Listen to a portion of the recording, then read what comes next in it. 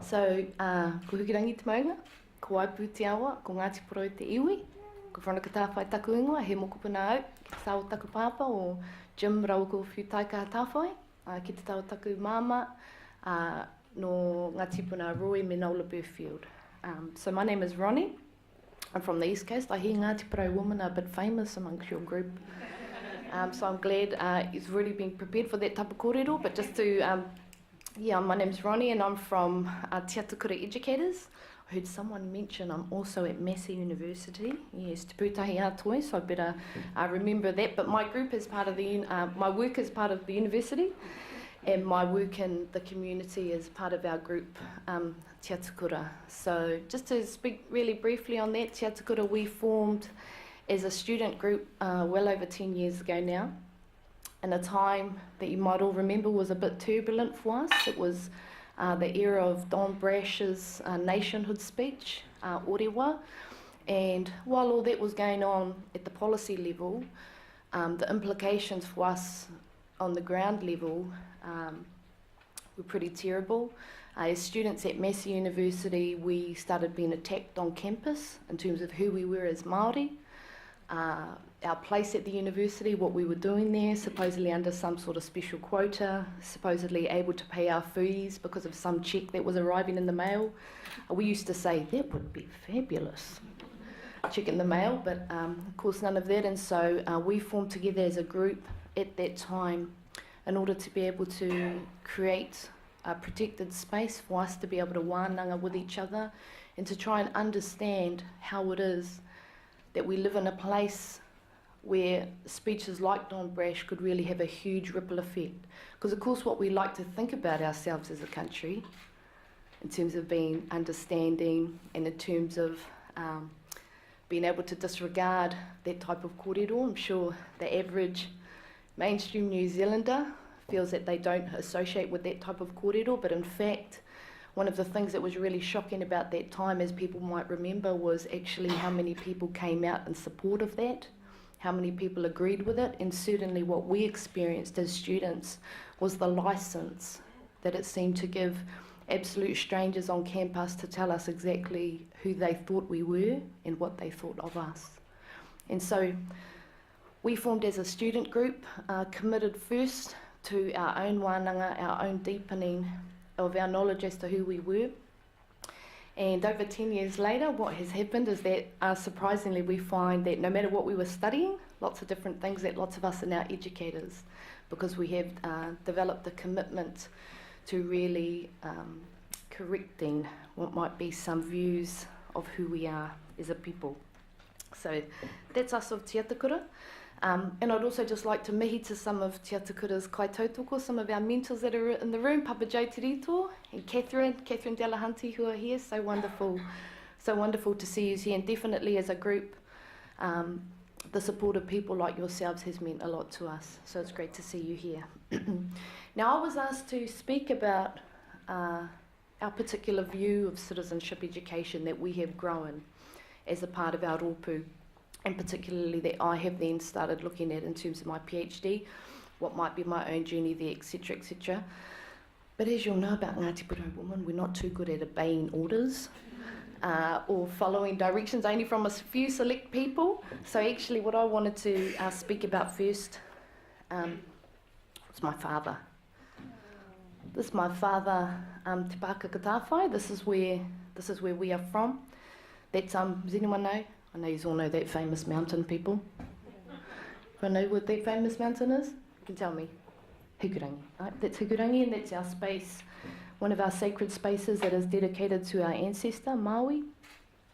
So this is my father when he was head boy of Te Aute College, and he was part of the Wero ceremony that invited people into their space as part of the centenary celebrations of that school.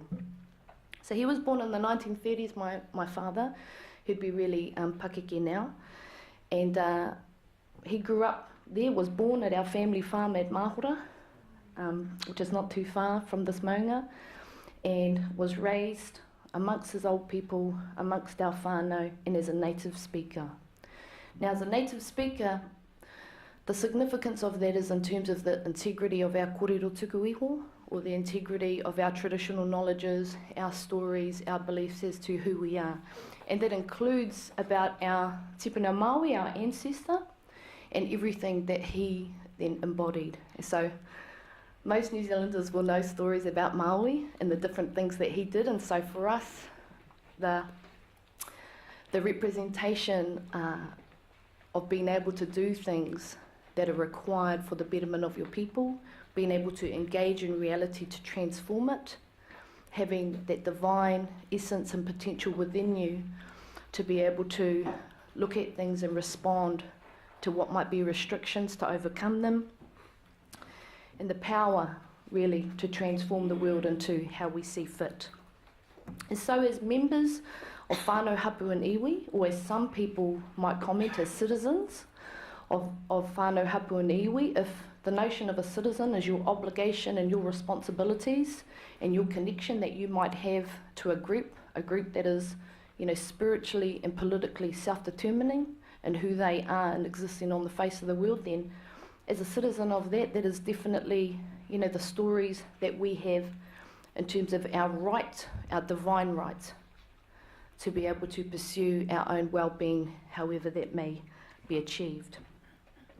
And also just to note here in terms of Ngāti Porotanga and my understanding of citizenship, as we've also grown it in Te Atakura, is that, of course, being born in the 1930s meant my father lived in the time of Apirana Ngata, and everything that Koroapi envisaged in terms of what it might mean for our citizenship as treaty partners with the Crown. And so everyone will already be aware of his words around the price of citizenship and the great sacrifices and contributions that we as a people were willing to make. And also everything that then meant for our people in terms of that contribution.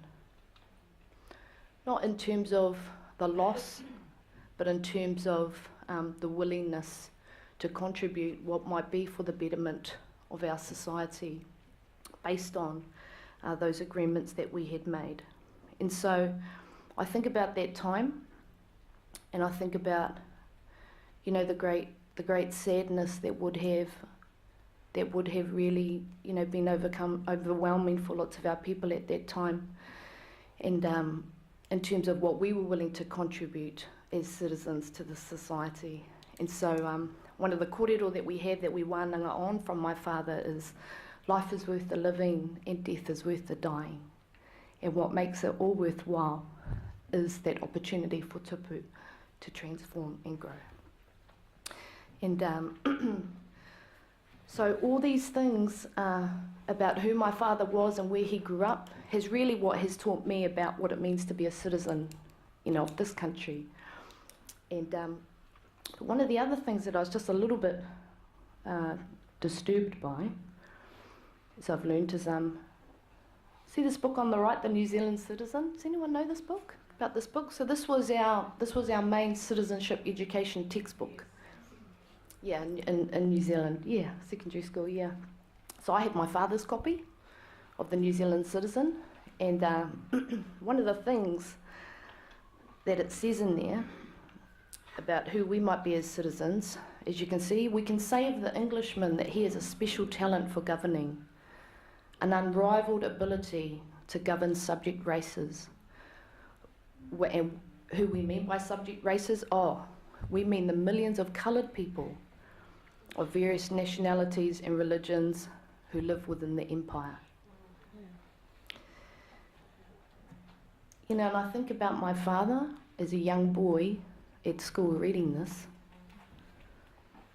in contrast to the great potential and the great power and that divine spark that he knows was imbued in him, to then be sent to school as part of our citizenship rights and to be told, actually, this is what it means to be a global citizen.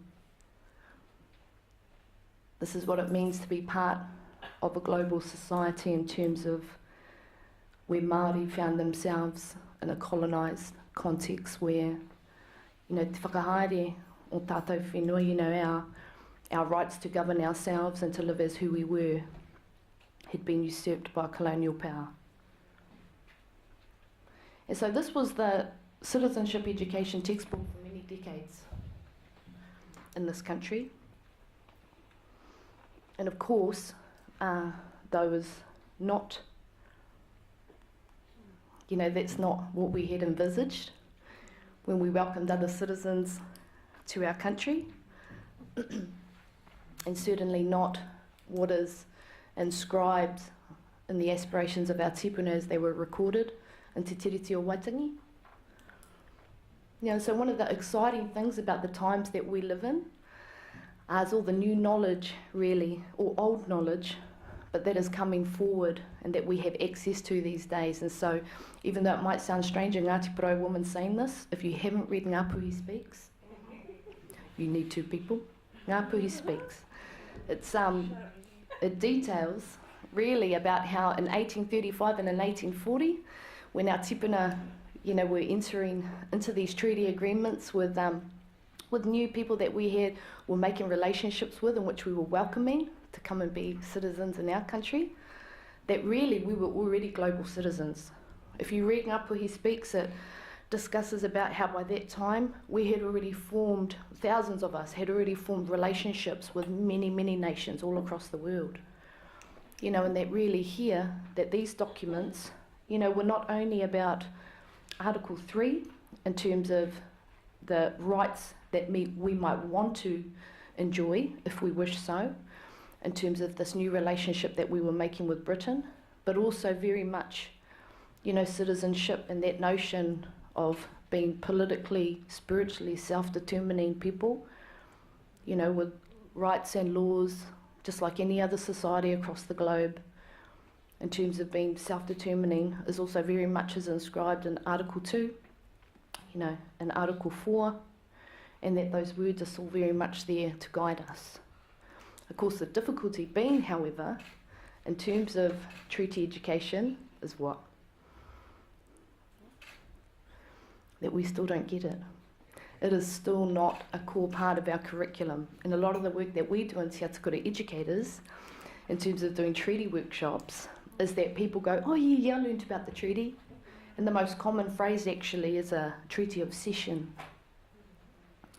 That our tipuna would one day wake up and just absolutely ascribe to this type of thinking in terms of who we were.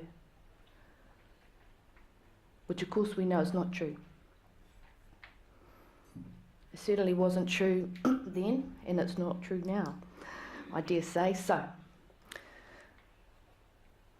in terms of that notion of global citizenship, that has been present in terms of our supposed place within the world as coloured peoples that need governing by another, that type of idea that has been pushed upon generations of our people, and this new understanding that we have as to who we are, as developed and really entrenched by people like Papa Joe and Catherine and others of you that have done all that work over these many past decades.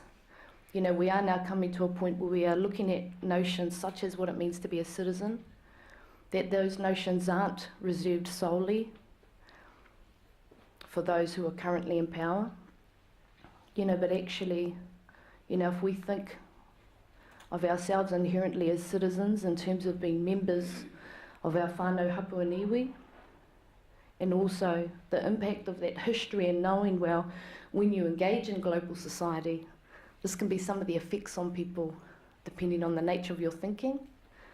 So it really brings me to the question, so in terms of global citizenship, what might be an honourable citizenship?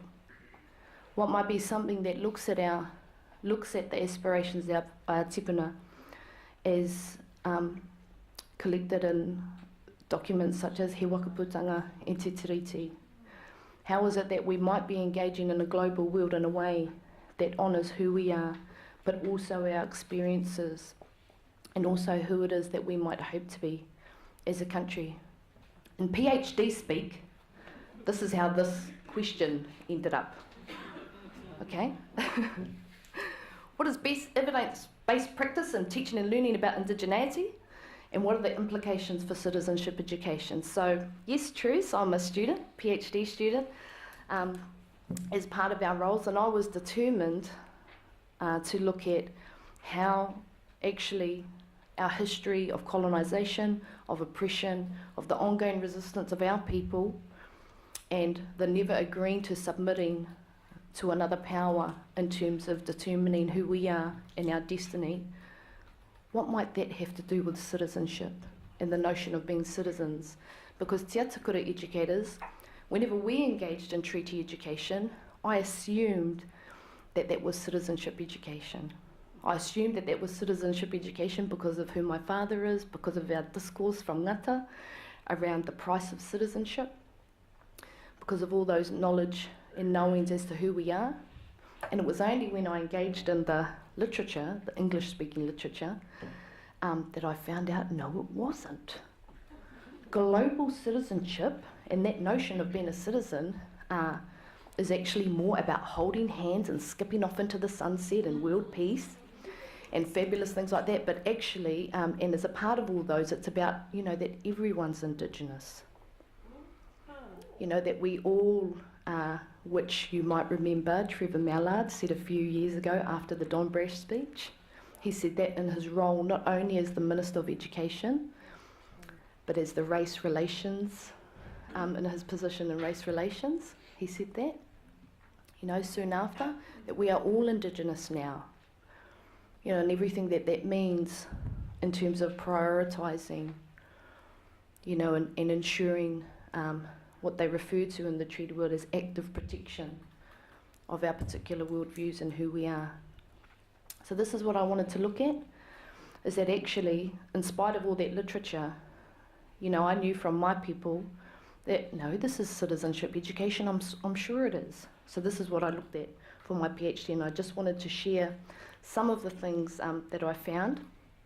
So what I did for my actual research is I interviewed my heroes, interviewed my my mentors, my idols, to ask them what they thought about the time and space that we currently live in terms of understanding our colonised context and how it is that we might reach the hearts and minds of people as to the needs of today, so that we might collectively envisage something else. So this was particularly about citizen. You know, that notion of a citizen, is that appropriate for this type of liberatory transformative education that we're talking about, or no? And so some of the comments that we had back is from Pāmona and Whai Leone.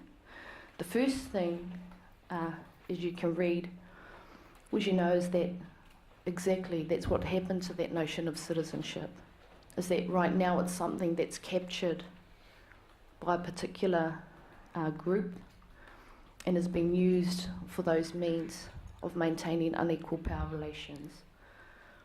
You know, so as Mona says, you know, you'll never hear the government use the term like constitution of a iwi or citizen of a iwi, because they have depoliticised what those structures are and privileged those words, government, citizen, as only being reserved for Pākehā power. And so when we do not talk about ourselves as being citizen, or just talk about having the single citizenship, you know, what is behind that notion of the single citizen is then the single governing body, the single state, that single notion of independence and sovereignty, and it's captured within that. You know, and as, you know, Leone says, with things like Te Tiriti, that's not the reality that our tipuna had agreed to. It's something that has happened as a result of colonial oppression and domination. And we know all the suffering that our people now continue to go through as a part of that.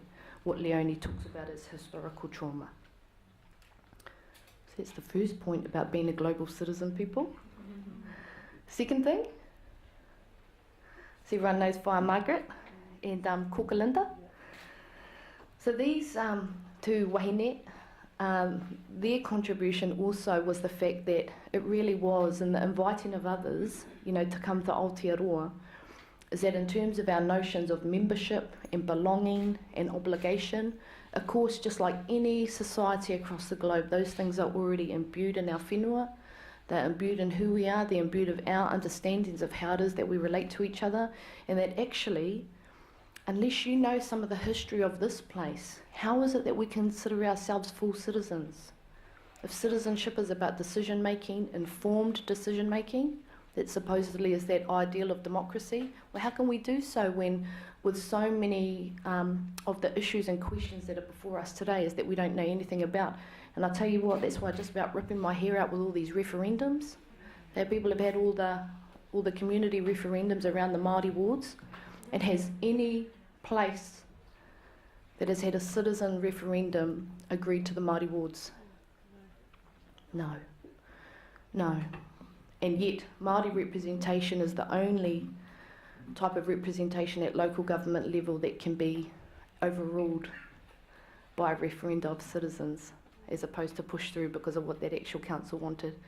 You know, and even in Palmerston North, where I'm from, we had rigorous debates, etc., public talks, I'm talking about in terms of informing people, but when we have neglected our understanding of this country to such a degree, it baffles me as to how we can expect people to make informed decisions that are just, when we particularly neglect and rather foster an ignorance amongst ourselves as to those issues. So there, Kukalinda is talking about rangiriri as well, so we had all those celebrations, recognising, you know, the wars that occurred up there. We've had the petition from those girls from Otorohanga College, and as you'll see over and over again, unless you are avid watcher of Māori TV, you may not have even noted that they were going on, and yet such a crucial, essential aspect of our history to know about in terms of knowing who we are as a people. Okay, Koro Mason and Papa Graham. I love this quote from Papa Graham. He's my favourite because he's quite grumpy, you know. He's my favourite, but just, you know, here about Koro Mason, as you'll know, he's been one of our key people progressing that notion of equal outcomes in terms of citizenship.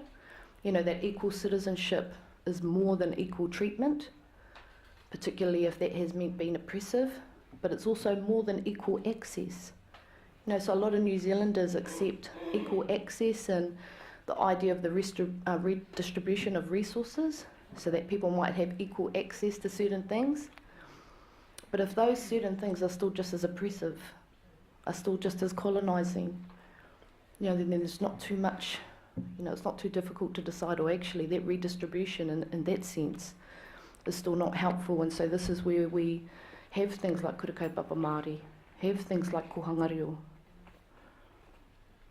you know, and the idea and acceptance that actually, you know, a different pathway might be what's required in order for us to all be just as happy, just as healthy, just as educated at the end of the day, because the notion of what is just as educated might not be the same.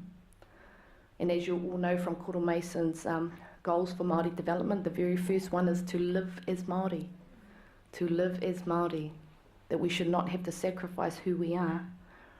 You think we would have learnt that from the 100 years of assimilation in terms of the outcomes for our people. We all know what those are, but yet if we have a reflection and look at some of the initiatives in place, still very much the same, and that real resistance against what's considered to be separatist. Now I'll just read out this quote from Papa Graham because it's my favourite. The capitalist notion of the possessive individual, that people naturally want to accumulate property and to build, if you like, their individual freedom through individual freedoms, their wealth and so forth. That is a contestation with our cultural preference. In other words, it is colonising. I'm looking at our students and saying the profit is actually not in creating wealth or money. Our profit is in our people. Our profit is in our people. What he's referring to more recently as cultural citizenship. You know, so how is it that we can actually be critical of what some of those things are underpinning this notion of citizenship? And that's where, you know, I took all the words of James in terms of, you know, this, that there might be a global understanding that hasn't worked out too good for us in the past. So, just these last two as well in terms of expressions about te tiriti. You know, I love that from Nene Eva, just Annette sharing some kōrero from Nene Eva about, you know, you're invited here as manuhiri, and that it's okay that we're different. You know, it's okay that we're different, because at the end of the day, when it comes down to getting into the nitty-gritty of the debate, you know, it seems to be that there's some sort of unfairness, unequalness in treating people differently. You know, but that was you know, that was part of the aspiration, is that we might be able to live together in difference. That's that quote from Korohuirangi. You all know Korohuirangi Waikereperu. You know, that notion of citizenship is nohonga tahitanga. It's funny actually, because I'll just tell you a wee story, is that when I went to interview him, he was so mātauranga Māori neck level tohunga that I was getting to the question on citizenship, and I felt a bit whakamā, because I thought, oh man, this is going to sound really academic and non-Māori, and so I was a little bit shy to ask him it, but I ended up asking him, and he gave one of the best answers ever. He was like, yes, Western science, Māoriness, nohonga tahitanga. It was just amazing. He gave this really in-depth kōrero. This is just a tiny part about it, again, about, you know, that it's about working a way that we can be together in our difference. You know, and that's okay. It's not about having to all be the same. And as Annette says, you know, in terms of Nene Eva, you know, we're not racist. We accept that you're your own people, you know, which is why we're saying we're willing to share the place that we are. But of course, in that understanding that we will also be able to maintain an integrity in terms of who we are. So, who knows where these photos are from? Waitangi. Yep, that's my big girl, there on the left. Waitangi, and that's down at the dawn ceremony. So in terms of global citizenship, as said, it might not be something we're able to get away from, in terms of that we've been engaging in the globe for some time. We then had a particular view of what the globe might be brought to our shores, in terms of Te Tiriti o Waitangi, and then the long history of not honouring that treaty based on what might be the notion of the global citizen, which is one we indigenous peoples would be submissive. You know, in honour of the long history that we've gone through, what might be an honourable notion of that global citizenship. And just, you know, from a basic Māori understanding of what I know to be our tikanga, you know, it's definitely one that's relational. It's definitely one that honouring the place of where we are. You know, so, for example, you know, taking my baby to Waitangi every year and engaging with her about the things that happen there in terms of the aspirations and hopes and dreams of our tipuna, and that they were thinking of us. They were thinking of us at those times. So how is it that we might honour those spaces and those stories? Lovely kaupapa people. Yeah, so just to say thank you so much for inviting me. That's my 2 cents on global citizenship. It's been an honour to share it with you. Kia ora.